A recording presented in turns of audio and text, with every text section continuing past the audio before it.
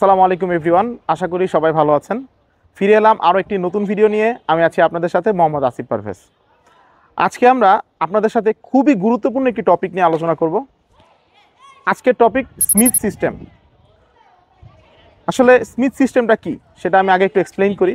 সেটি হচ্ছে 1952 সালে হারল্ড স্মিথ নামে একজন বিখ্যাত ড্রাইভিং ইনস্ট্রাক্টর ডিফেন্সিভ ড্রাইভিংয়ের উপরে 5টি স্টেপ ফলো করার নির্দেশ দেন। যেই 5টি স্টেপ নিয়ে আজকে আমরা আপনাদের সাথে আলোচনা করব। আশা করি এই 5টি স্টেপ যদি আপনারা ফলো করতে পারেন তাহলে আপনাদের দুর্ঘটনার ঝুঁকি 50% পর্যন্ত নেমে আসতে পারে। সো ভিডিওটি না টেনে সম্পূর্ণ দেখার চেষ্টা করুন, ইনশাআল্লাহ আপনারা অনেক কিছু শিখতে পারবেন। স্মিথ সিস্টেমের যে মূল 5 নীতি তার মধ্যে একটি হচ্ছে নাম্বার 1 যেটি, সেটি হচ্ছে aim high in steering. Aim high in steering মানে হচ্ছে আমরা অনেকেই গাড়ি চালাতে গেলে খুব বেশি দূরে তাকাই না, আমরা একদম কাছাকাছি দূরত্বে থাকি, যেমন 5 থেকে 7 ফিট দূরে তাকাই। তো এতে কি হচ্ছে, আমাদের দূর দূরান্তে যেই মুভমেন্টগুলো আছে, যেমন সেটা হতে পারে ট্রাফিক সিগন্যাল, স্পিড ব্রেকার, তারপর একটা মানুষ বা পথচারী রাস্তা পার হচ্ছে বা একটা গাড়ি দাঁড়িয়ে আছে। সো এই যে দূরের যে অ্যাক্টিভিটিসগুলো, এই অ্যাক্টিভিটিসগুলো আমাদেরকে নোটিস করতে হবে। আমরা যে ভুলটা করি, আমরা শুধুমাত্র সামনের যে স্পেস আছে আমাদের, যেমন 8 থেকে 10 ফিট, এর মধ্যেই আমাদের চোখের মুভমেন্টটা আমরা রাখি। এটা করা যাবে না। আমাদের এই সামনে থেকে শুরু করে একদম দূর পর্যন্ত আমাদেরকে ফলো রাখতে হবে, প্রত্যেকটা মুভমেন্ট আমাদের ফলো রাখতে হবে। সো এটা যদি আমরা করি তাহলে ইনকেস সামনে যদি কোনো বিপদ থাকে বা সামনে যদি কোনো সিগন্যাল থাকে বা সামনে যদি কোনো রোড সাইন থাকে, সেই বিষয়গুলো আমরা ব্রেনে নিয়ে আমরা অ্যালার্ট থাকতে পারবো। সো এইটাই মূলত বলা হয়েছে যে aim high in steering. Step 2 যেটি হচ্ছে গেট দ্য বিগ পিকচার। আমাদেরকে, আমরা যখন গাড়ি চালাবো তখন আমাদের শুধু সামনের দিকটা ফলো করলে হবে না, আমাদের ডানে কি হচ্ছে, বামে কি হচ্ছে, সামনে পেছনে কি হচ্ছে, সব কিছুই আমাদেরকে ফলো করতে হবে। যেমন রাইট সাইড মিরর দিয়ে আমরা রাইট সাইডে যেসব গাড়ি আছে সেগুলোকে নোটিস করব, লেফট সাইড মিরর দিয়ে লেফট সাইডের যে গাড়িগুলো আছে সেগুলো নোটিস করব। আমাদের রেয়ার মিরর, যে এই রেয়ার মিররে রেয়ারে আমাদের পেছনে কে আছে, কতটুকু ডিস্টেন্সে গাড়িটা আছে, সেই ব্যাপারগুলো আমরা নোটিস করব। A to Z আমাদেরকে ফলো করতে হবে। এবং একটা রাস্তা থেকে ডানে যেহেতু একটা রাস্তা আছে বা বামে একটা রাস্তা আছে, সেই ডান বামের রাস্তা দিয়েও তো একটা বাইক বা একটা গাড়ি চলে আসতে পারে। এই জন্য আমাদেরকে ডানে বামেও ফলো রাখতে হবে যে ডানে বামে কোনো কিছু আছে কিনা। এইটাই বোঝানো হয়েছে যে গেট দ্য বিগ পিকচার। এই ছিল আমাদের স্টেপ 2। স্টেপ 3 সেটি হচ্ছে কিপ ইয়োর আইস মুভিং। এটার মানে হচ্ছে আমরা অনেকেই নতুন অবস্থায় ড্রাইভিং করতে গেলে মানে আমাদের চোখের মুভমেন্টটা কোনো মুভমেন্ট থাকে না, জাস্ট আমরা সোজা তাকায় থাকি এইভাবে। সো এইভাবে সোজা তাকালে কি হবে, আপনার ব্রেনের চিন্তা করার ক্ষমতাটা কমে আসবে এবং অনাকাঙ্ক্ষিত কোনো মুভমেন্ট দেখা গিয়েছে যে একটা হঠাৎ করে একজন রাস্তা পার হচ্ছে বা হঠাৎ করে একটা গাড়ি মোচন নিয়েছে বা একটা বাইক মোচন নিয়েছে বা হঠাৎ কোনো একটা গাড়ি থেমে গেছে, হার্ট ব্রেক হয়েছে, তখন কিন্তু আপনার রিয়াকশন টাইমটা খুব কম হবে। কারণ আপনি যখন দীর্ঘ সময় এইভাবে স্টিয়ারিং ধরে একদিকেই তাকায় থাকবেন, আপনার ব্রেনটা তখন একটু কম কাজ করবে। সো এই জিনিসটা করা যাবে না। আমাদের চোখের মুভমেন্ট খুব বেশি থাকতে হবে। যেমন আমি একটা এক্সাম্পল দিই, আমাদের মুভমেন্টটা কেমন হওয়া উচিত।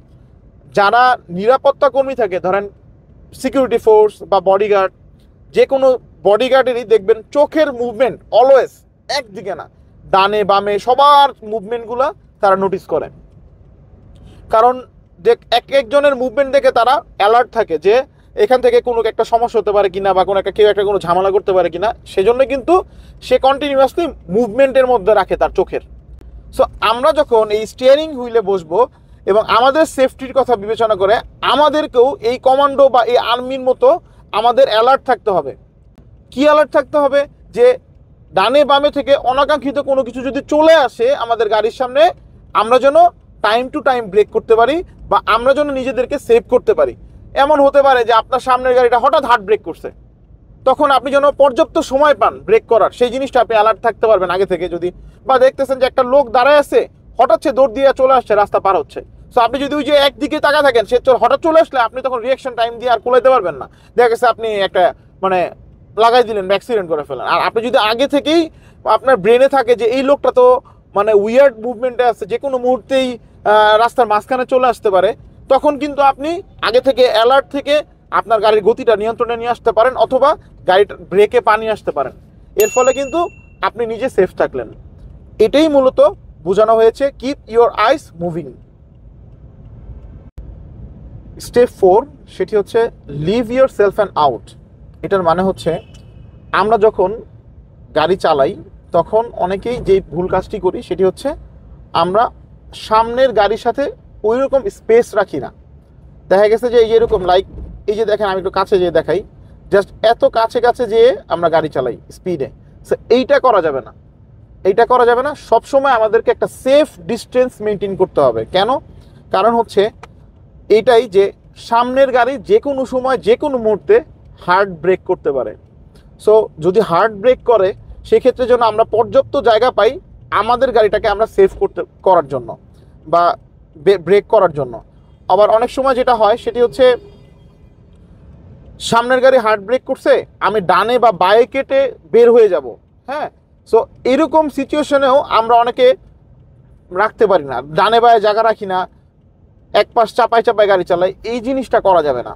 আমরা যখন গাড়ি চালাবো সবসময় আমাদের ডানে বা বামে একটু জায়গা রাখবো, এবং আমাদের সামনের যে গাড়ি আছে সেই গাড়ির সাথে আমরা অলওয়েজ একটা সেফ ডিস্টেন্স মেনটেন করব, যেন সে যদি হুট করে ব্রেক করেও আমি যেন ব্রেক করে আমাকে নিয়ন্ত্রণ করতে পারি। সো দেখা গেছে যে আপনারা যেটা করেন বা অনেকেই যে কাজটা করে, আপনি দেখবেন যে আমি অনেক ড্রাইভারকেই দেখছি এই জিনিসটা, বা অনেক চালককেই দেখছি এই জিনিসটা, যে মানে সামনের গাড়ির সাথে কোনো ডিস্টেন্সই মেনটেন করে না, একদম সাথে লাগায় চালায় 60, 70, 80 স্পিডে তারা আরেকটা গাড়ির পিছনের অংশের সাথে একদম মিশিয়ে চালাচ্ছে। সো এইটার ফলে কি হবে? এইটার ফলে ও যদি ইনকেস কোনো কারণে হার্ড ব্রেক করে আপনি আর আপনার গাড়িকে নিয়ন্ত্রণে রাখতে পারবেন না, আপনি যে পিছন দিয়ে মেরে দিবেন। সো আমরা যেটা করব সেটা হচ্ছে আমরা সবসময় একটি নির্দিষ্ট দূরত্ব রাখবো, এবং আমাদের ব্রেনে আমরা অলওয়েজ আমাদের ব্রেনে এটা রাখবো যে আমার সামনের গাড়ি এনি টাইম হার্ড ব্রেক করতে পারে। সো যদি আপনারা এই রুলসটা ফলো করেন, যে সেফ ডিস্টেন্স বা এই যে স্টেপটার কথা আমরা বললাম, এই স্টেপটা যদি আপনারা ফলো করেন, আশা করি ওই যে পেছন দিয়ে যে মেরে দেন এই জিনিসটা আর আপনাদের হবে না। আপনারা ব্রেক করার জন্য, ইমার্জেন্সি ব্রেক করার জন্য পর্যাপ্ত একটি সময় পাবেন। স্টেপ 5 বা সর্বশেষ যে কথাটি বলা হয়েছে সেটি হচ্ছে make sure they see you. এটার মানে হচ্ছে আমরা অনেক সময় ওভারটেক করতে গেলে নীরবে ওভারটেক করি, মানে কোনো সিগন্যাল নেই, কোনো পাসিং লাইট নেই বা কোনো হর্ন নেই, আমরা আমাদের হুট করে ওভারটেক করি। বা দেখা গেছে আমরা এক লেন থেকে আরেক লেনে যাব, সেক্ষেত্রে আমরা কোনো ইন্ডিকেটর না দিয়েই হুট করে ডানে বা বামে লেন চেঞ্জ করি। সো এই জিনিসটা করা যাবে না।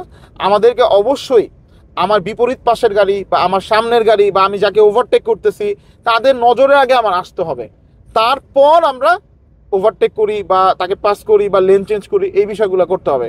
যেমন ধরুন আমি যদি এই যে অটো রিক্সাটা আছে, আমি যদি তাকে ওভারটেক করতে যাই তাহলে সবার প্রথম আমি তাকে একটা হর্ন দিব, এইভাবে হর্ন দিয়ে তাকে অ্যালার্ট করব যে আমি তাকে ওভারটেক করতেছি, বা তার পেছনে খুব ক্লোজলি একটা গাড়ি আছে। সো সে কিন্তু সেই কারণে অ্যালার্ট হয়ে যাবে, সে কিন্তু ডানে বাঁয়ে মুভ করার চিন্তা করবে না। বাট এই যে এখন যদি আমি হুট করে তার সামনে দিয়ে যাই কোনো সিগন্যাল ছাড়া, সে কিন্তু খেয়াল নাও করতে পারে, সে হুট করে ডানে চলে আসতে পারে, সেক্ষেত্রে কিন্তু আমার বডির সাথে তার বডির একটা ক্ল্যাশ হতে পারে। সো এই কথাটাই মূলত বলা হয়েছে যে make sure they see you. আমরা যখন ওভারটেক করব বা যে কোনো মুভমেন্ট করব তখন আমাদের সামনের বা পেছনের গাড়িকে আমাদের বোঝাতে হবে যে আমি তাকে মুভ করতেছি বা আমি লেন চেঞ্জ করতেছি। যে সহজ কথা হচ্ছে তার নজরে আমার আসতে হবে। আশা করি আপনারা এই 5টি স্টেপ যদি ফলো করেন তাহলে আপনাদের দুর্ঘটনার ঝুঁকি 50% কমে আসবে এবং আপনারা সেফলি ড্রাইভিং করতে পারবেন। আশা করি আমার ভিডিওটি আপনাদের ভালো লেগেছে। যদি ভালো লেগে থাকে তাহলে অবশ্যই আমার চ্যানেলটি সাবস্ক্রাইব করবেন এবং পাশে থাকা বেল আইকনটিতে ক্লিক করবেন। এবং যারা ড্রাইভিং নিয়ে কনফিউজ বাট গাড়ি চালাতে গেলে যে প্রবলেমগুলো ফেস করেন তারা অবশ্যই আমাকে কমেন্ট করে জানাবেন। ইনশাআল্লাহ আমি ওই টপিকগুলোর উপর ভিডিও বানিয়ে আপনাদের সাহায্য করার চেষ্টা করব। সবাই ভালো থাকবেন, সুস্থ থাকবেন। আসসালামু আলাইকুম।